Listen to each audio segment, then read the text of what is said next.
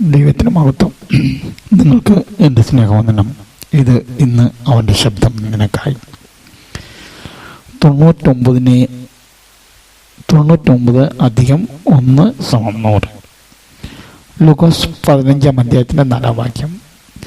നിങ്ങളിൽ ഒരു ആൾക്ക് 100 ആട് ഉണ്ട് എന്നിരിക്കട്ടെ.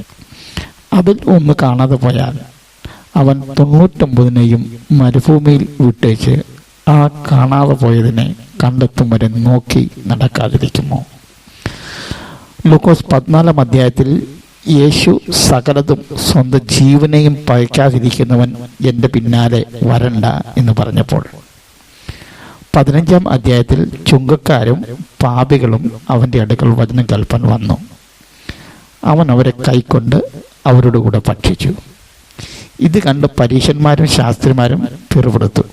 അപ്പോഴാണ് യേശു കാണാതെ പോയ 3 ഉപമകൾ പറഞ്ഞത്.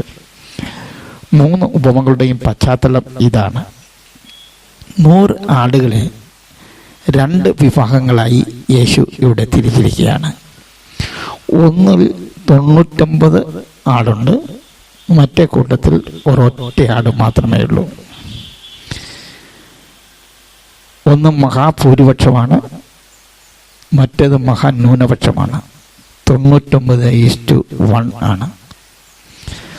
100 ആടുകളുള്ള ഇടയനും ഉടയവനും പാവപ്പെട്ടവനല്ല. ഒരു സാധാരണക്കാരന് 5 മുതൽ 15 വരെ ആടുകളാണ് കാണാറുള്ളത്. ഇദ്ദേഹം ഒരു കൂലിക്കാരനായ ഇടയനുമല്ല. ഇന്ന് എല്ലായിടത്തും സൂപ്പർ സ്റ്റാറുകൾ മാത്രം ശ്രദ്ധിക്കപ്പെടുന്ന, ആദരിക്കപ്പെടുന്ന സമയമാണ്. എന്നാൽ ഈ ആടുകൾ 99 സാധാരണ ശരാശരിയായ പതിവുകാരായവരാണ്. ചുങ്കക്കാരെയും പാപികളെയും എന്തുകൊണ്ട് കൈക്കൊള്ളുന്നു? ഈ 100 ആടുകളും 99 മരുഭൂമിയിലാണ്, അല്ലെങ്കിൽ വനത്തിലാണ്. വനം ഒരു അപകടം നിറഞ്ഞ സ്ഥലമാണ്. കെട്ടിയടയ്ക്കപ്പെട്ട മതിൽക്കെട്ടുകളുള്ള മേച്ചിൽപ്പുറമല്ല. ഇവിടെ അപകടവും അനിശ്ചിതത്വവുമാണ്.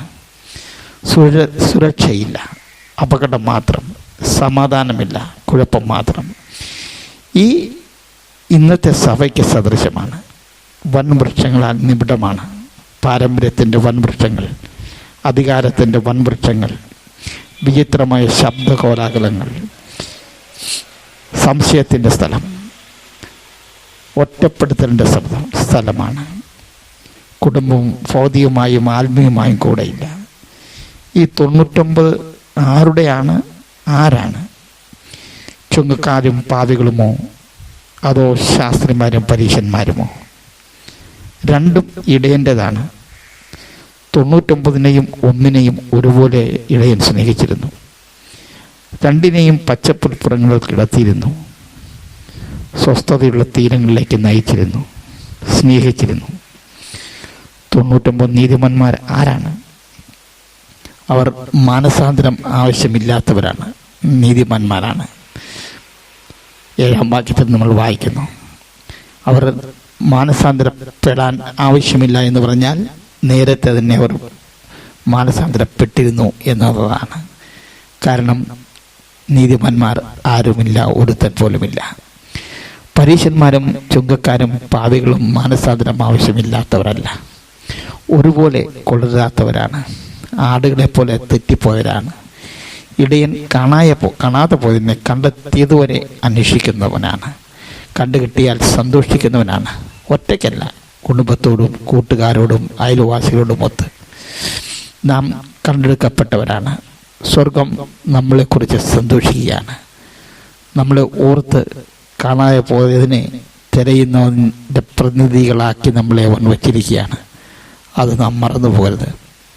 ഇന്ന് യേശുവിന് വേണ്ടി നമുക്ക് കാണാതെ പോയ ആടിനെ തേടാം. അതിനെ കണ്ടെത്തുന്നത് വരെ നമുക്ക് അന്വേഷിക്കാം. കണ്ടുകിട്ടിയാൽ സ്വർഗത്തോടൊപ്പം നമുക്കും അതിയായി സന്തോഷിക്കാം. ദൈവം നമ്മെ അനുഗ്രഹിക്കട്ടെ.